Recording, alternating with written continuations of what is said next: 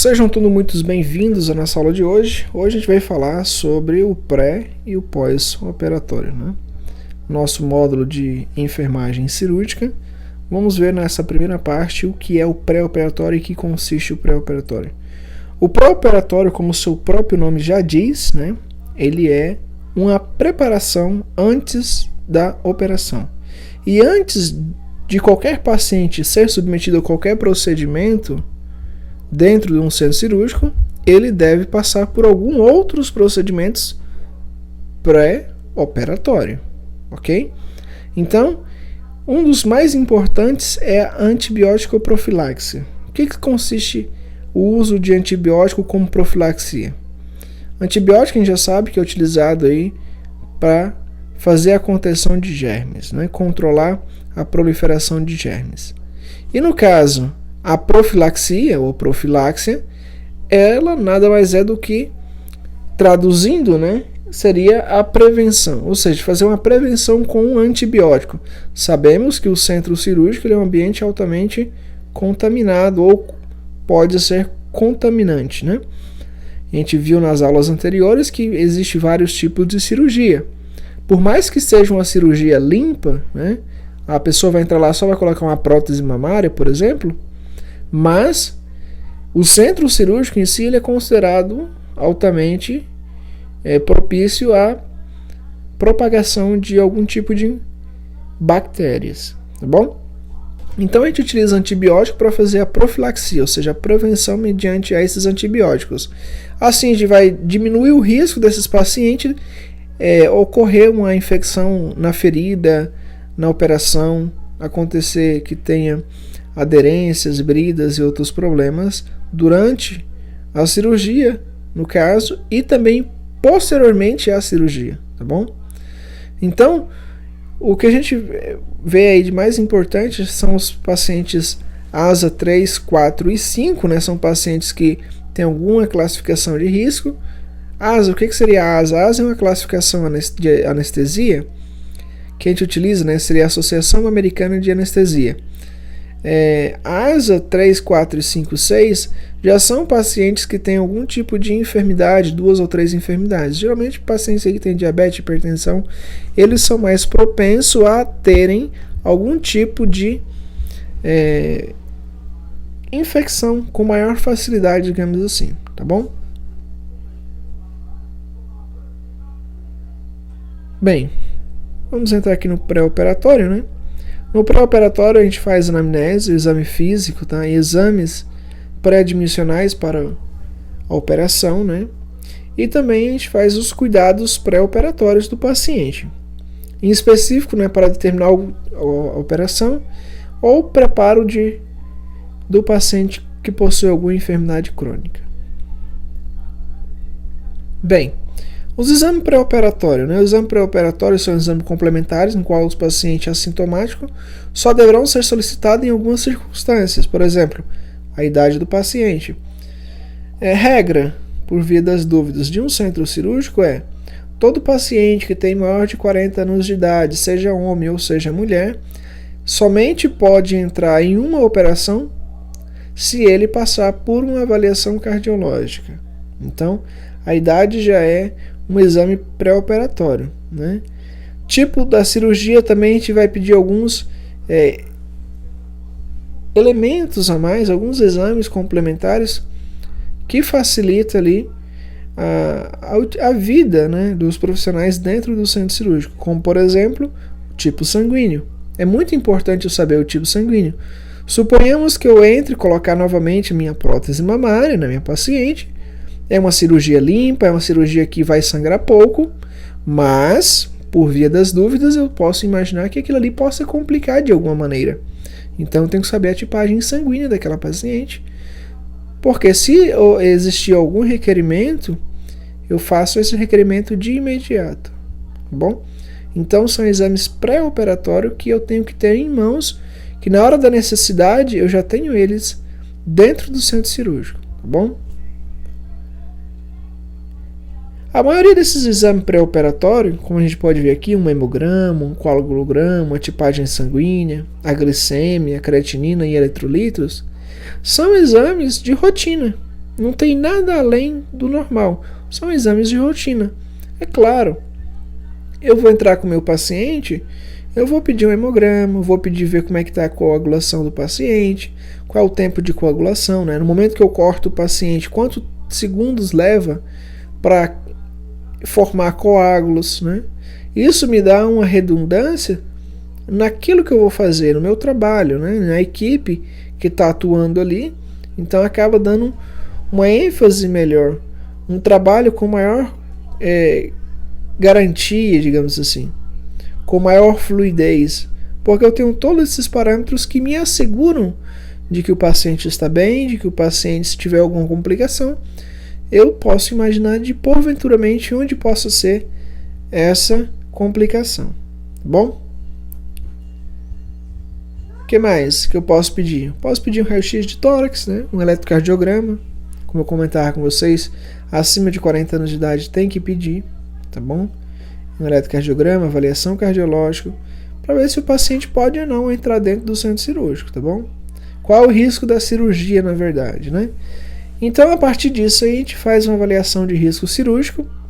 O profissional, o cirurgião vai fazer, a equipe de enfermagem também vai fazer a sua avaliativa, o anestesiologista vai vir, ele vai fazer a avaliação dele, vai vir o cardiologista, ele também vai fazer a avaliação dele, qual é a conduta dele, né? Qual é o risco cirúrgico que ele está correndo, aquele paciente. Então isso aumenta a demanda da operação e também aumenta o cuidado da equipe de enfermagem na hora do procedimento, né? Até mesmo pós o procedimento. Então são múltiplos fatores aí que influenciam no pré-operatório, tá bom? Risco cirúrgico, como eu falava para vocês, a escala mais utilizada é da Sociedade Americana de Anestesiologia, que é considerada a ASA, né? Varia de ASA 1 até ASA 6. ASA 1 é paciente saudável, normal, não tem sobrepeso, não tem nada, bom? Risco 2 é paciente com doença sistêmica leve, moderada, iniciando uma diabetes, está começando com outras enfermidades ali, mas que são tranquilas, né? Paciente com doença sistêmica grave, né? Como litação de ser, porém, incapacitante. Risco 4, né? Paciente com doença sistêmica incapacitante, o paciente já está incapacitado. Risco 6, paciente moribundo. Aquele paciente que o paciente ele já chega, vamos supor, chega um baleado, então automaticamente é risco 6, né? Eu não espero muito desse paciente. Se ele viver, é lucro, né? Se o paciente viver, é lucro. Ele já está em condições um pouquinho complicadas, né?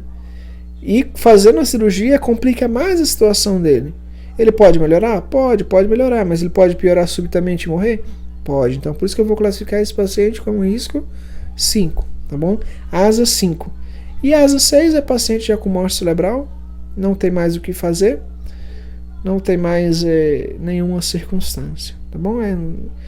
Coloca ali o risco cirúrgico, mas na verdade nunca entra em cirurgia, tá bom? Então, essa é para anestesiologia. Já o risco cardíaco, eu vou fazer a avaliação do coração, tá bom? Então a gente vai utilizar a escala de Goldman. A gente vai ver aqui algumas pontuações, a gente vai classificar ela em 1, 2, 3 e 4, tá bom? E hoje é fácil, vocês podem ver aqui, né, nessa tabelinha, o risco cardíaco de acordo com a escala de Goldman, né? Idade, maior que 70 anos, soma 5 pontos. Infarto agudo do miocárdio, em menos de 6 meses, soma 10 pontos. Exame físico, né? Presença de terceiro ruído ou turgência jugular patológica, 11 pontos.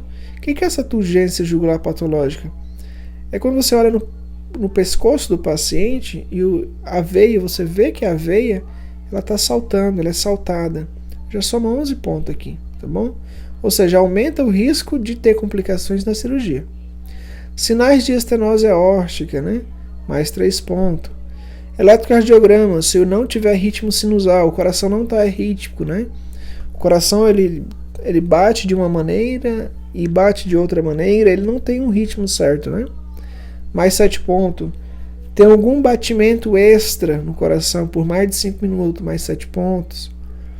Pressão arterial, né? O oxigênio tiver fora dos parâmetros, mas soma mais 3 pontos. Se existir alguma cirurgia, né, intraperitoneal ou intratorácica ou vascular, soma 3 pontos. Ou algum tipo de cirurgia de emergência, soma-se 4 pontos. Verificando todas essas complicações aqui, ó, faz a somatória dos pontos, vê onde é que ele se encaixa, tá? De 0 a 5 pontos é classe 1. Risco de eventos, né? 0,9%. Maior do que 25 pontos ou classe 3, já aumenta o risco de complicações na cirurgia em 16%. Tá? Então, essa aqui é uma escala que a gente vai utilizar no paciente que vai entrar na cirurgia. A gente vai ver qual é a probabilidade desse paciente ter ou não complicações. Tá bom? E a gente tem os pacientes, né, de alto risco, médio risco e baixo risco. Né? Grande risco, geralmente grandes cirurgias de emergência ou urgência, porque até então é uma coisa muito rápida, você não tem muito, na verdade você não tem um pré-operatório, você simplesmente entra com o paciente e vai operar, vai procurar a causa, o paciente está sangrando e você vai procurar aonde está sangrando, tá bom? Às vezes você toma conta ali de um sangramento leve e na verdade lá por dentro do intestino está um sangramento muito maior, então acaba que você perde tempo e o paciente morre por outras vias. Tá bom? Cirurgia vascular sempre vai ser de muito risco. Ou cirurgias prolongadas, né? Como a gente falou na aula anterior, cirurgias aí relacionadas a crânio, por exemplo, cirurgia muito prolongada. Por que que se torna mais perigoso? Porque você vai utilizar maior quantidade de anestésico, de anestesia. Então você se torna esse processo bem mais perigoso, tá bom? Quanto mais rápido você entrar em uma cirurgia e sair, melhor. É mais chance de sucesso. Tá bom? Risco médio. Cirurgia ortopédica, prostática, cirurgia de cabeça e pescoço, não tem grande risco. Né? Cirurgia intraperitoneais ou intratorácica é risco intermédio. Né? E de baixo risco, procedimento endoscópico.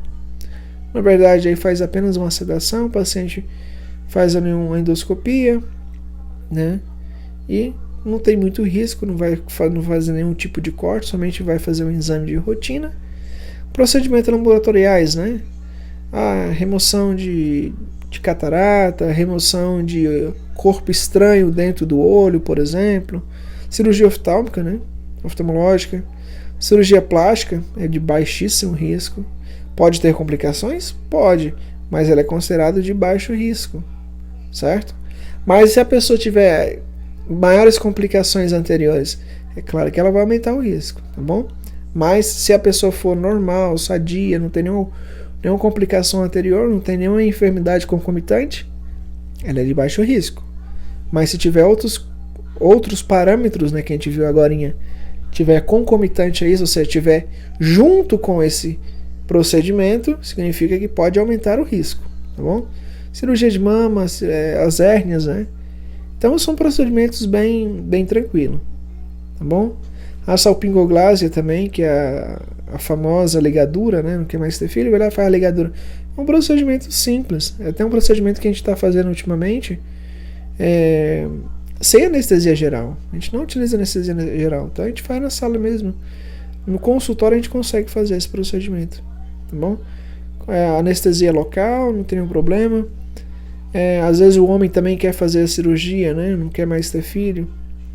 Ele pode fazer a cirurgia, uma cirurgia super rápida, questão de 15 minutinhos a cirurgia, né? Então é cirurgia de baixo risco, ok? Outra coisa que a gente tem que fazer também é a avaliação nutricional, né? Avaliação nutricional sempre baseando-se no IMC, a quantidade de massa corpórea por metro quadrado. Claro, será que eu vou pegar um paciente, vamos supor uma cirurgia de qualquer cirurgia em si, por mais que ela não tenha um grande risco, mas se o paciente for obeso, isso traz complicações, não é verdade? Traz complicações, porque já é um paciente com nível funcional bem mais baixo. Ou se o paciente for caquético, por exemplo, aquele paciente muito magro, né, caquético, desnutrido, ele não aguenta uma cirurgia.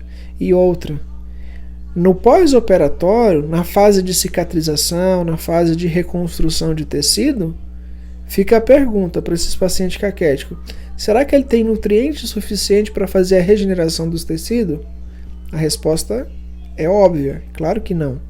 Então, o paciente caquético, ele tem o mesmo problema em complexidade, né, do que um paciente que é obeso também. Então, isso é algo interessante, né? Porque ali existe também uma redução da absorção do trato gastrointestinal.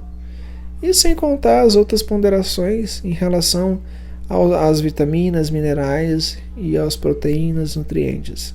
Tá bom? Então sempre fazer uma boa avaliação nutricional. Porque dependendo da cirurgia que se é feita, tem que ter um bom aporte nutricional. Se esse paciente é caquético, se eu for fazer uma cirurgia nele, claro, a gente tem que fazer a cirurgia, né? Tem que fazer? Vamos fazer a cirurgia. É uma cirurgia que tem que ser feita, não podemos recusar fazer a cirurgia. Mas depois eu tenho que colocar uma nutrição parenteral nesse paciente, colocar mais vitaminas, mais minerais, colocar mais tal proteína, colocar mais albumina, por exemplo. Então, tudo isso é interessante, tá bom? Porque o paciente ele precisa de certa forma, ele precisa de reconstruir o organismo, reconstruir. Imagina a incisão cirúrgica, né, o corte que foi feito, a pele tem que reconstruir. Onde foi feito a anastomose, né, que é o ligamento entre um órgão e outro, tem que fazer reconstrução, tem que cicatrizar. Se não tiver nutrição, não vai cicatrizar. E se for obeso, o que vai acontecer? Vai acontecer problemas durante a operação. Imagina o paciente dar uma parada cardíaca e for obeso. Como é que faz a massagem cardíaca no paciente obeso?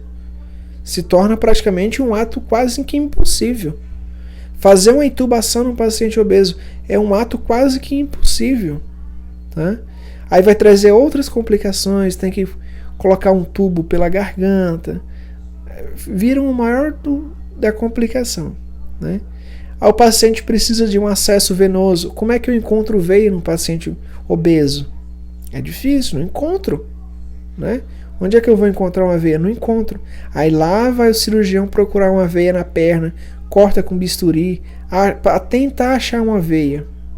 Então, isso traz complicações. E enquanto isso, o paciente está lá morrendo. Certo? Ou seja, essas coisas aumentam as probabilidades e a chance do paciente ter complicações e morrer em virtude das complicações e não em virtude da cirurgia. Tá bom? Existe um mito muito grande aí em relação a isso. Ah, o paciente ele entrou lá, foi fazer só uma rinoplastia. Ok, legal, tudo bem. Foi só colocar mamas. Ou foi só diminuir as mamas. Ok, um procedimento estético, de baixo risco, mas tu me vem com varizes, tu me vem com hipertensão, tu me vem com diabetes, não faz dieta, o médico explica, olha só, existe aproximadamente aqui pela avaliação que a gente fez em ASA, a classificação que a gente fez em Goldman, eu vejo que existe uma probabilidade de ter complicações e morrer em virtude dessas complicações, uma probabilidade de 60%. Quer colocar mamas? Quero, doutor, quero colocar mamas. Vai colocar mamas e morre. De quem é a culpa? Do médico? Da equipe de enfermagem? Não. São complicações que porventuramente já estavam sendo explicitadas antes de fazer a cirurgia. Tá bom? Então isso é algo muito interessante. Vocês têm que visualizar na hora que vocês verem qualquer paciente. Tá bom? Sempre avaliar com muito cuidado. Com muito cuidado. Ah, mas o paciente entrou andando para a sala de cirurgia e saiu dentro do caixão. Quais as complicações que ele tinha? Não é simplesmente, o médico operou mal, não. Eu tenho certeza que nenhum médico, nenhuma equipe de enfermagem vai fazer uma péssima atuação no centro cirúrgico. Eles vão fazer uma boa atuação. Vai fazer todos os procedimentos cabíveis. Mas a pessoa, ela tem colesterol alto, ela tem um monte de complicação. É por isso que na avaliação pré-operatória entra o anestesiologista, entra o cardiologista e todos eles vão explicar, olha só, tu vai fazer a cirurgia, mas a probabilidade de ter complicações e tu morrer em relação a essas complicações é altíssima. Aceita fazer a cirurgia? Aceito. Então assina aqui. Assina aqui na folha. Só se você assinar eu faço a cirurgia. E é assim, pessoal, que funciona. Todo prontuário médico de cirurgia tem um protocolo, tem uma espécie de contrato entre o médico e o paciente, o cirurgião e o paciente, o anestesista e o paciente, tá bom? E outra, se a equipe, olha só, se a equipe de enfermagem não estiver confortável com o procedimento da cirurgia, com o fato do paciente não estar adequado a entrar em uma sala de cirurgia, sendo essa cirurgia uma cirurgia eletiva, uma cirurgia não essencial, uma cirurgia que pode se fazer depois, a equipe pode recusar-se a fazer a cirurgia, tá bom? Pode recusar a fazer a cirurgia, tá bom? É igual o paciente, eu quero colocar mama, beleza, então vai perder 15 quilos lá, depois você volta. Por que os médicos fazem isso? Por causa que tem essas complicações, tá bom? Certinho? Então, outro cuidado, né? A dieta. Muito cuidado com a dieta no cuidado pré-operatório. O que se relação a essa dieta, pessoal? Qualquer paciente que vai entrar em qualquer procedimento, tá bom? Vai ser entubado, vai fazer algum tipo de cirurgia, vai passar por uma raquídea, outro tipo de anestesia ou um bloqueio, por exemplo, tem que fazer dieta, restrição hídrica e restrição alimentar, tá bom? Por quê? Na hora que faz anestesia, todos os nossos músculos do corpo eles se relaxam, inclusive os músculos da respiração, os músculos responsáveis pela respiração.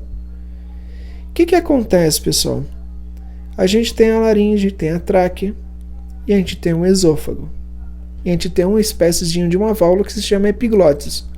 A epiglotis controla a passagem de alimento para o esôfago e a passagem de ar para a tráquea. O que acontece? O músculo que está na epiglotis, ele também se relaxa. E todo o conteúdo que tiver dentro do estômago, seja líquido ou sólido, o que acontece quando a pessoa deita? Ela está lá na maca de cirurgia, na mesa de cirurgia. O que acontece com esses líquidos? Eles retornam, vai até a epiglotis e entra para o pulmão. E o paciente morre na mesa de cirurgia devido a essa complicação. Tem que deixar bem claro. Dependendo da cirurgia, o paciente fica até 24 horas antes da cirurgia sem comer e nem beber nada. É nada mesmo. É NPO. Nada por via oral. Dieta zero. Nem molhar a boca com algodão, com água, nem isso. Nada. Tá bom? Nada. Não pode nada. Certinho? Então, porque se retornar alimento ou líquido do estômago para o pulmão, vai fazer a famosa broncoaspiração. Broncoaspirou, pode comprar o caixão, tá? Dificilmente vai reverter. E quando reverte, o paciente vai passar mais um mês ou mais na UTI porque pegou pneumonia, olha só, pneumonia química. Todos os sucos, imagina, bicarbonato, quimo, todos os elementos que estavam dentro do estômago, vai lá dentro do pulmão. E ele vai queimar, literalmente, o pulmão, tá bom? Forma uma pneumonia química, tá bom? Então, muito cuidado com a dieta. Qualquer paciente que vai entrar em qualquer procedimento cirúrgico sobre anestesia geral, respeitar o jejum, tá bom? Varia da cirurgia, tá, pessoal? Aqui tá 8 horas, mas varia da cirurgia, tá bom? Certo? Aqui, ó, broncoaspiração. E também existem alguns medicamentos, né, que devem ser suspensos antes da cirurgia, principalmente os anticoagulantes, tá bom? Porque na cirurgia a gente precisa que o sangue coagule. Se ele estiver tomando, o paciente estiver tomando anticoagulante, o que vai acontecer? O cirurgião vai cortar o paciente vai seguir sangrando, porque não vai formar coágulo. E qual é a função do coágulo? A função do coágulo é fazer com que tenha um estancamento do sangramento. A heparina, a mesma coisa, tá bom? A AS, a mesma coisa. AINES, a mesma coisa. O que são os AINES? Asteroides não anabolizante. Dipirona, paracetamol, diclofenaco. Nada de tomar isso, tá bom? Porque altera a função plaquetária. Outra coisa, fazer também a verificação dos eletrolitos, tá bom? 2 horas antes da cirurgia e também 12 horas antes da cirurgia. E também fazer o nível de creatinina, tá bom? Faz o clearance de creatinina. Outros medicamentos, né? Por exemplo, antidepressivo, hipoglicemia antiorais. Esses medicamentos devem ser tomados até o dia da cirurgia. Não tem nenhum problema. O paciente tem que tomar, tá bom? Sim ou sim tem que tomar o paciente. Não pode suspender. Os que tem que suspender são os anteriores que eu falei, tá bom? Os demais, continua. Outro procedimento, né, preparatório para a cirurgia, a tricotomia. O que seria a tricotomia? Tricotomia, resumindo, é a depilação. Depilar a área que vai ser cirurgiada. Tá bom? Tem que depilar. Não vai deixar pelo, vai fazer uma depilação. Tá bom? Preparar a pele também. Ok? Com soluções antissépticas e degermantes, como a clorexidina. A gente já viu na aula anterior a função da clorexidina, né? Ela é contra bactérias, contra vírus, contra fungos. Então ela vai matar tudo isso daí, ok?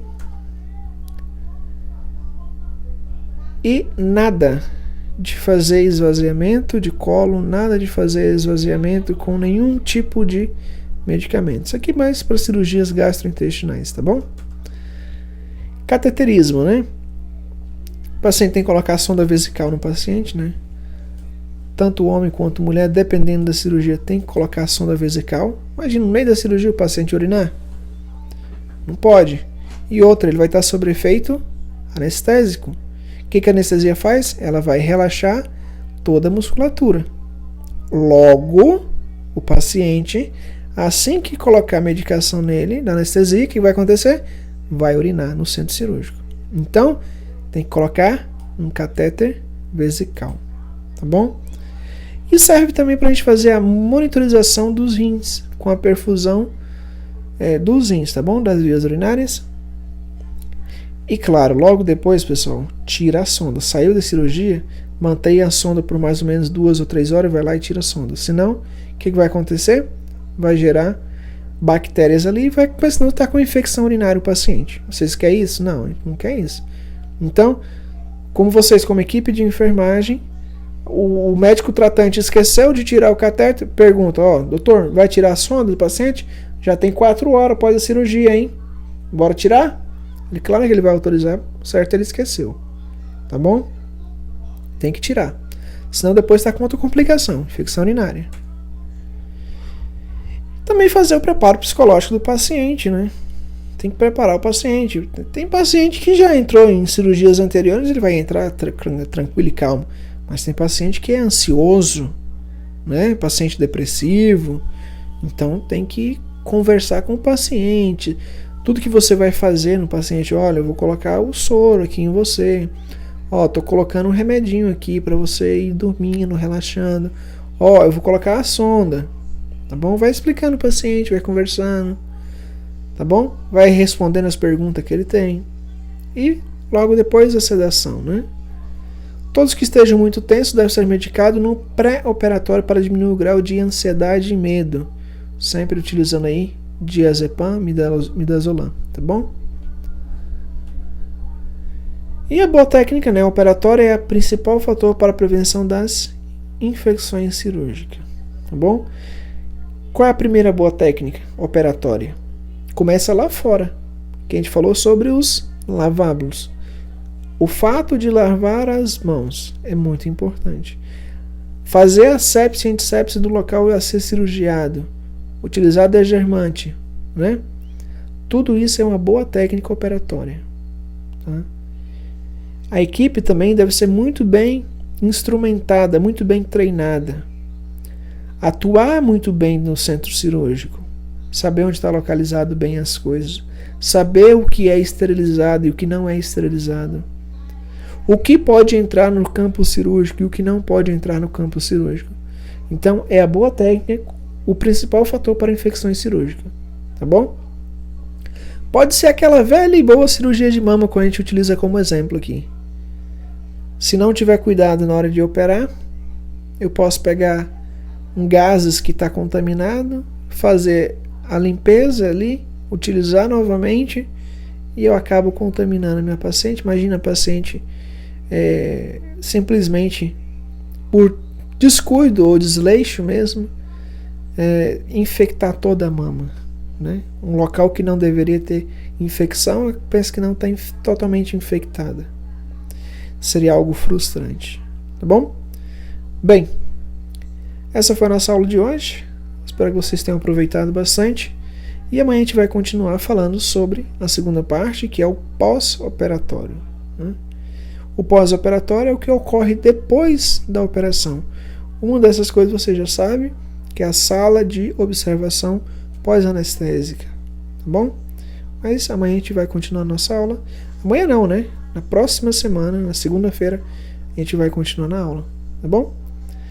Muito bem, espero você até lá, revise o conteúdo dessa semana e nos vemos.